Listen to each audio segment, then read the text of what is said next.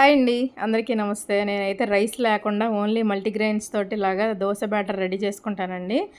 రాగులు విడిగా ఎందుకు నానబెట్టానంటే ఇసుక ఉంటది కదా, గాలిచ్చుకోవడానికి అని అలా విడిగా నానబెట్టుకుంటా. ఇందులో నేను రైస్ వేయలేదు చూడండి. ఓన్లీ మిల్లెట్స్, శనగలు, పెసలు, ఇంకా మినపప్పు వేసాను. పట్టుపప్పు ఉంటే పట్టుపప్పు కూడా వేసుకోవచ్చండి. నేనైతే ఇందులో రైస్ వేయను.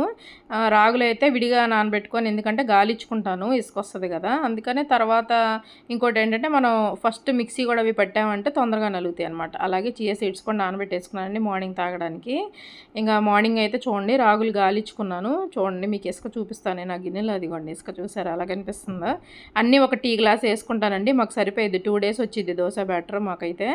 మీరు మొక్కజొన్న గింజలు ఉంటే అవి కూడా వేసుకోండి, ఇంకా బాగుంటుంది. అల్లం పచ్చిమిర్చి ఎలాగ మనం పెసరట్టు బ్యాటర్ అయితే ఎలా రెడీ చేసుకుంటామో సేమ్ అంతే. మీకు అల్లం పచ్చిమిర్చి నచ్చితే వేసుకోండి, లేకపోతే స్కిప్ చేసేయచ్చు. నేనైతే అల్లం వేసానండి, అక్కడ చూపించలేదు.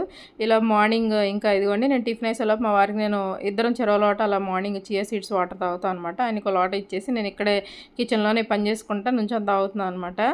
టమాటాలు పొయ్యి మీద వేసి అప్పుడు వెళ్ళి కూర్చొని తాగాను.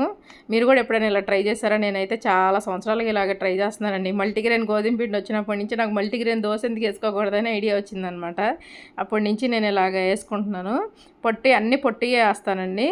మినపప్పు ఒకటే అందుబాటులో ఉంటే వేస్తాను, లేకపోతే లేదు. ఇదిగోండి దోశ బ్యాటర్ రెడీ చేసుకున్నాను. పక్కన బాదం కూడా నైట్ నానబెట్టాను, కానీ నేను అందులో మీకు కెమెరాలో కనిపించలేదండి, చూపించలేదు. అలాగే దోశలు వేసి ఆయనకి ఇచ్చేసాను అనమాట. చట్నీ అయితే పల్లీలు ముందే వేపి పెట్టేసుకున్నాను. తర్వాత ఏంటంటే టమాటాలు వేపేసుకొని చట్నీ పట్టేసుకున్నాను అనమాట. పల్లీలు ముందే వేపేసుకుంటే తొందరగా నలుగుతాయి కదా, ముందే అందుకే వేస్తాను ఇవి చల్లారేలోపు. అలాగే నా వీడియోస్ కనుక నచ్చితే please like, share and subscribe చేసుకోండి. మీరు ఎప్పుడైనా ఇలా ట్రై చేశారా? మీ ఇంట్లో కూడా మీరు ఎలా వేస్తారా? టిఫిన్ చాలా బాగుంటుందండి. ఇప్పుడు వరకు ట్రై చేయకపోతే ఒకసారి ట్రై చేయండి. ఓకేనండి, బాయ్ బాయ్.